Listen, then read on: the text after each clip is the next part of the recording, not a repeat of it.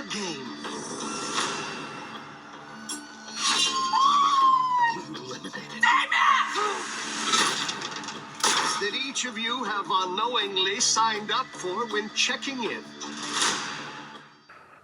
Hello everybody, welcome back to Screenstars. I'm here today to bring you my review for the 2024 horror film Stream.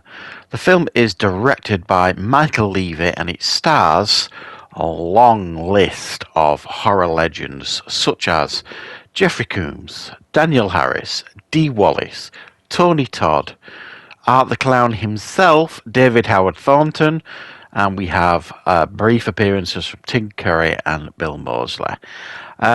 So it is jam-packed full of horror legends, this one, and it focuses on a family that is having some troubles and they decide to go away for the weekend. And they go to a hotel, check in, but what they absolutely do not realise is they are unwittingly signing up for a brutal game. And the doors are locked shut, nobody can get out, and there are four lunatics in the hotel who are wandering around killing all the guests, and all this is streamed for people to bet on to make money.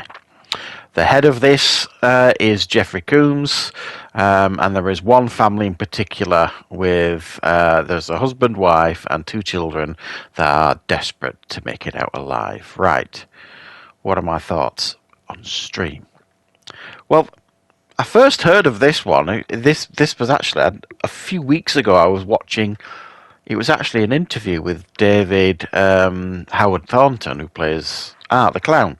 And it was an interview about Terrifier 3, I believe. And he happened to mention it in that interview, this film Stream that he'd done. And all these horror legends that were in it and stuff. And I thought, oh, I've not heard of that. So as soon as I got the opportunity, I checked it out, this film. And this film is being brought to us by many of the same people who make the Terrifier films. So you've got Michael Levy, who directs this, who's produced the Terrifier films. You've got Damien Leone, who obviously is the creator and director of the Terrifier films, on special effects duty here. So it's got that kind of feel about it, if you like. It's a more accessible horror film than the Terrifier films. The Terrifier films are horror dialed up to 11, if you like. This is a little bit more accessible, but there are some very, very creative and brutal kills in this film. Not on the level of Terrifier, but not a million miles away either. Certainly a couple of them. There's one that stands out in my mind that was pretty damn brutal. But it feels a little bit more accessible, this. And the reason for that is, well, there's two reasons, I feel. You've got this family. So you've got the father played by Charles Edwin Powell and the mother played by Daniel Harris and their teenage daughter, who's a bit of a rogue, and the younger son. They really ground this film, I feel.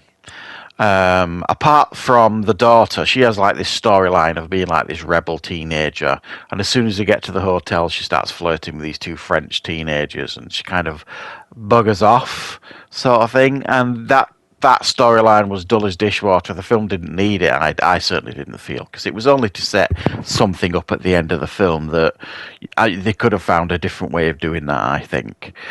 But the rest of the family, certainly, like the father, the mother, and the young son, really, really ground this film and kind of give you protagonists, if you like, to really root for. And I really felt myself rooting for them. So it felt accessible for that sense. But also, you've got the wonderful Jeffrey Combs, who is fabulous here. If you know him and you know the kind of performances he's capable of, it's full on here. It's himself dialed up to 11, giving this way over the top, almost pantomime performance of this villainous character. But it's wonderful, and it brings a real lightness to the film as well, because it's got a real comedy edge to it, his performance, and it fits beautifully in this film, because he's the voice of the killers, and he's the voice of the stream for all the customers that are watching it, because all these killers have all got like these costumes on and masks, and they've all got numbers on on their costumes, but they don't say anything. They're mute, basically. They don't say anything. So they need somebody, if you like, a brilliant conductor to kind of explain the proceedings to us all and the people that are watching it on the stream. And you couldn't do any better than Mr. Lockwood, i.e. Jeffrey Combs' character. He is fabulous at narrating what we're seeing on the screen. It's very, very good indeed. And as I've said, we've got all these horror legends in it. Obviously, Daniel Harris from Halloween and things like that. And David Howard Thornton actually plays one of these killers. He's player 2, I believe. And as soon as he comes on screen, and you can't tell it from his face because he's wearing a mask, but from his actions, you can tell it's him because it's very Art the Clown. And what I mean by that is an expert mime.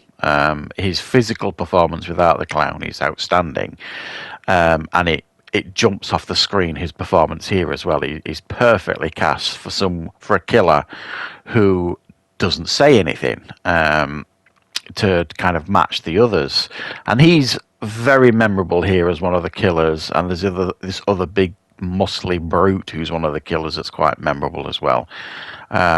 So it takes a little bit to get going, this, but because of that, you've got time to kind of get to know this family that you're going to be rooting for the rest of the film, and it does that quite well. It sets that up quite well, and then once the action starts, if you want to call it that, it's almost pretty relentless from that point.